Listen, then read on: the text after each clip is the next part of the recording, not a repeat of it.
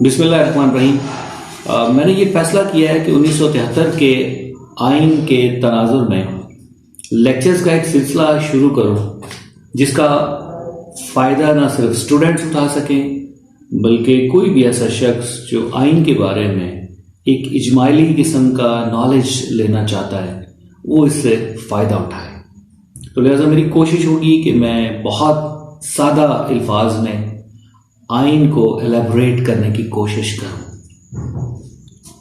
आइन किसी भी मुल्क के लिए, किसी भी रियासत के लिए एक बुनियाद की हैसियत रखता है।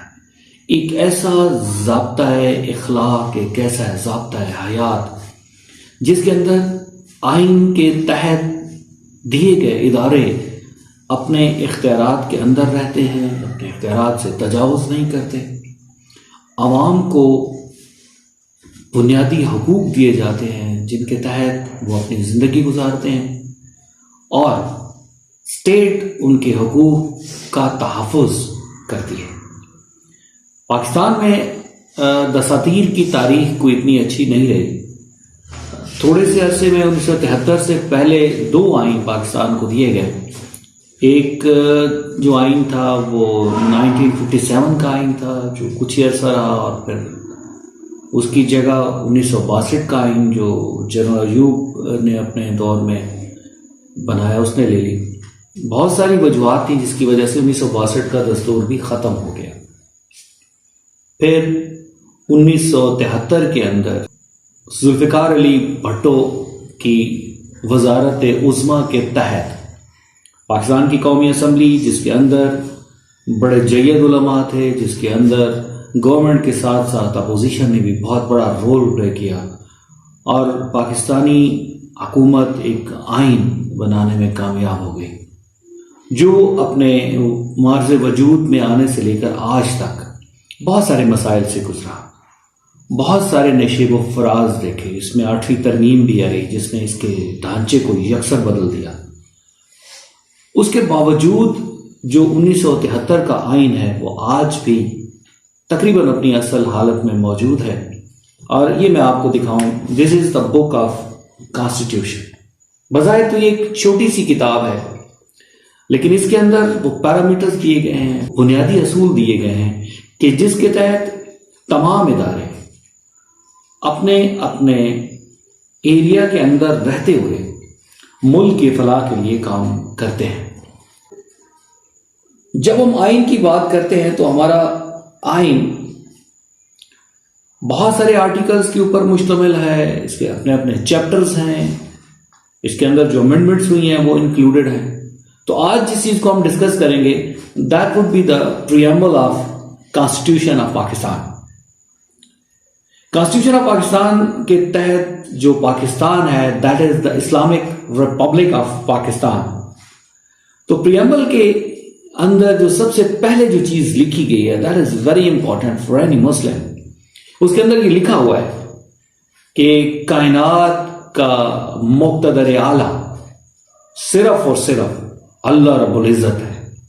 और जिससे यह नतीजा निकलता है कि जब आइन के अंदर इब्तदाइया में इस चीज को लिख दिया गया है कि कायनात का इक़्तिदार आला सिर्फ और सिर्फ अल्लाह रब्बुल इज़्ज़त को हासिल है, तो उसका ये लाजमी नतीजा निकलता है कि कोई भी पाकिस्तान के अंदर ऐसा कानून नहीं बनाया जाएगा जो अल्लाह रब्बुल इज़्ज़त के हुक्म के खिलाफ हो, यानी कि कुरान और हदीस के खिलाफ हो।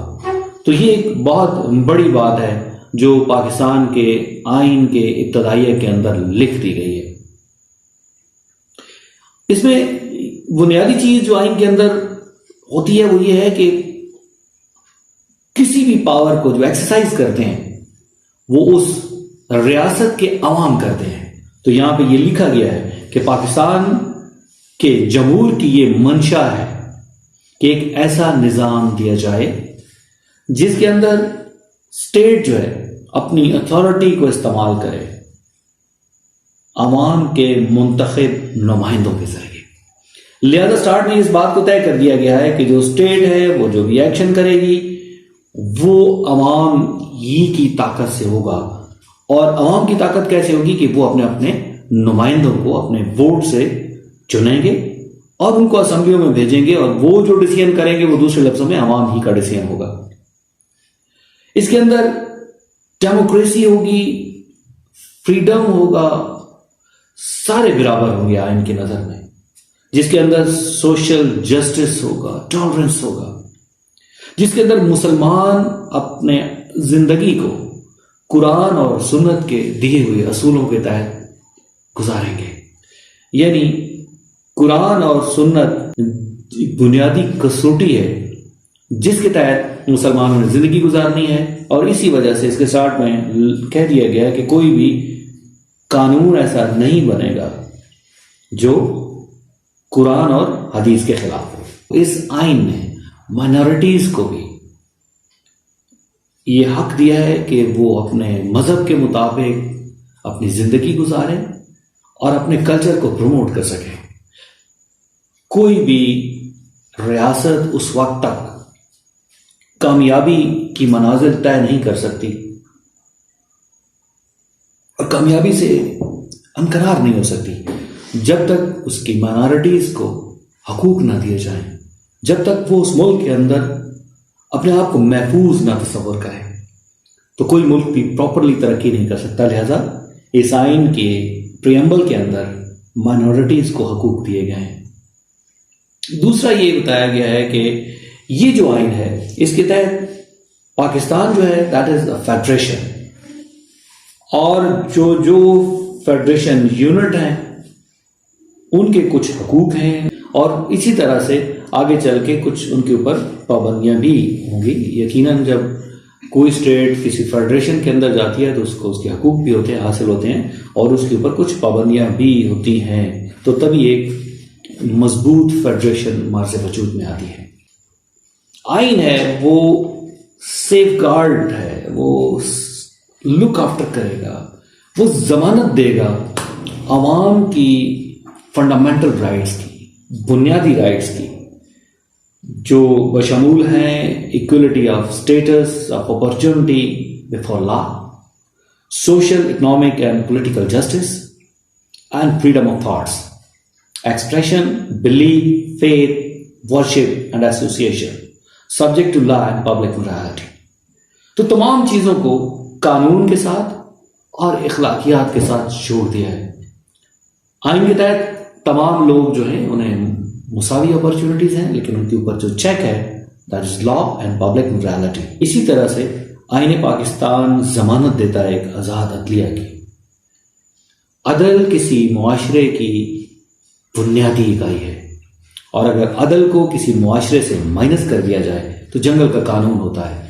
لہذا آئین کے اندر، آئین کے پریمبل کے اندر یہ لکھ دیا گیا ہے کہ عدلیہ کو مکمل آزادی ہوگی۔ یہاں میں ایک چیز کہنا ضروری سمجھوں گا اپنے سامعین کے لیے، اپنے اسٹوڈنٹس کے لیے، کہ ایک چیز ذہن میں رکھیں، کوئی بھی آئین، کسی قسم کا کوئی قانون اس وقت تک ایکسیپٹیبل نہیں ہوتا جب تک اس کے اندر جسٹس نہ ہو۔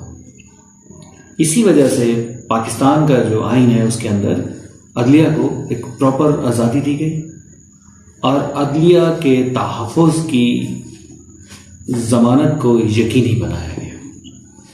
تو پاکستان کے عوام نے اپنی قومی اسمبلی کے ذریعے ایک آئین تشکیل دیا، جس کو ہم آگے چل کر ڈیٹیل میں ڈسکس کریں گے، اس کے ہر پہلو کے اوپر بات کریں گے، جس کے اندر کہ پاکستان کے آئین کے تحت پاکستان کا جو فیڈریشن ہے وہ کن کن یونٹس پر مشتمل ہے، پاکستان کے اندر جو نظام ہے اس کے اندر وزیر اعظم کا چناؤ کا طریقہ کیا ہے، الیکشن کا طریقہ کیا ہے، پریزیڈنٹ کا کیا رول بنتا ہے، سپریم کورٹ کا کیا رول ہے، جونیئر عدالت جو ہے ان کا کیا رول بنتا ہے، اس طرح سینٹس کا کیا رول ہے، باقی جو کانسٹیٹیوشن کے تحت ادارے بنائے گئے ہیں ان کا آپس میں ربط کیسے ہے، ان کا رول کیا ہے، ان کا کردار کیا ہے، ان کے اوپر کون کون سی ایسی پابندیاں ہیں، ایسے چیکس ہیں جن کی وجہ سے عوام کی جو آزادی ہے اس کے اوپر کسی قسم کی کوئی قدغن نہیں ہے۔ پاکستان کی مسلح افواج جو ہیں ان کو ہم ڈیٹیل میں دیکھیں گے کہ پاکستان کی مسلح افواج کا کیا رول بنتا ہے ان کے تحت. اسی طرح اور جتنے بھی ادارے پاکستان کے آئین کے تحت وجود میں آئے ان کو ہم تفصیل سے ڈسکس کریں گے. تو ہمارے اگلے لیکچر کا ضرور انتظار کیجیے گا اور اس کو پہلے لیکچر کو 2 سے 3 دفعہ سنیے گا تو انشاءاللہ آپ کو چیزیں کلیئر ہوتی چلی جائیں گی. آپ کا بہت بہت شکریہ. اگلے لیکچر میں ملتے ہیں. Thank you. Don't forget to subscribe channel.